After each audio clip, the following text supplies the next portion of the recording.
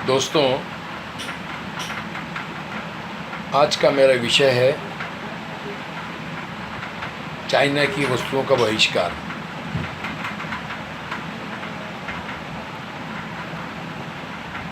सच मानो में ये बहिष्कार शब्द आया कहाँ से? क्यों बहिष्कार? क्योंकि चाइना हमारा दुश्मन है। मैं आपको उदाहरण दे सकता हूँ, ऐसी बहुत सी कंट्रियाँ हैं जिससे हमारा मतभेद है, परंतु व्यापारिक मतभेद नहीं है। चाइना से अगर व्यापारिक मतभेद होता तो हमारे प्रधान सेवक श्री मोदी जी 3 बार जा चुके हैं अभी तक,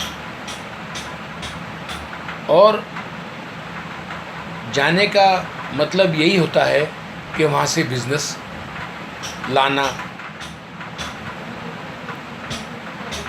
चाइना को तैयार करना कि भारत में आके वो अपना व्यापार करे। तो जब भारत सरकार ही खुद चाहती है कि चाइना का व्यापार भारत में बढ़े, तो हम तुम कौन होते हैं? देखा गया है कि बहुत सी जगहें या व्हाट्सएप पे, फेसबुक पे हम ये पाते हैं कि चाइना की वस्तुओं का बहिष्कार करो। ठीक है, लेकिन बहिष्कार करने के लिए कोई भारतीय सरकार, कोई भारतीय बड़ा लीडर,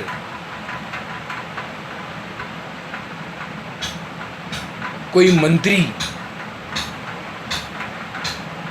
इन लोगों का तो कहीं भी नामो निशान नहीं आता है कि भारतीय चाइना की वस्तुओं का बहिष्कार करें। फिर हम तुम ये बात क्यों लेके आते हैं?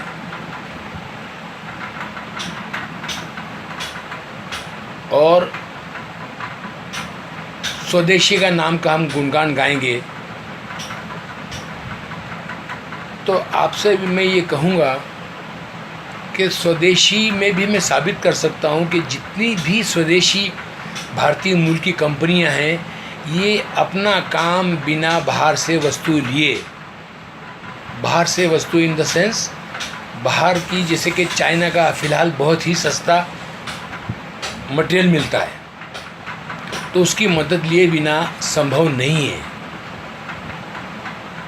तो जब हम मूल रूप से चाइना से वस्तु लिए बिना हमारा गुज़र बसर जैसा चाहते हैं उस तौर पे नहीं हो सकता, तो बहिष्कार क्यों, विरोध क्यों? हाँ, अगर भारतीय सरकार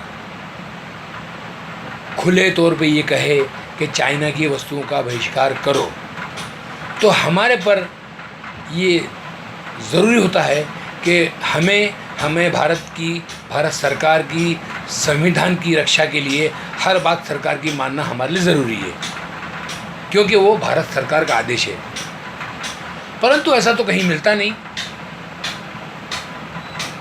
तो हम भारत सरकार को इस बीच लेकर क्यों बदनाम करने की कोशिश करें?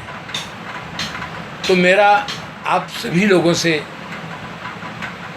ये अनुरोध है कि आप चाइना की वस्तुओं को, जो कि आपके जीवन में उपयोगी बन चुकी हैं और आपके आर्थिक, आपकी परिस्थितियों में, आपके हालात में अगर वो आपको बेहतर लगता है, तो आप ज़रूर ख़रीदिए।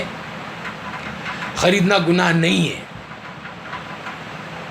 ख़रीदना गुनाह नहीं है।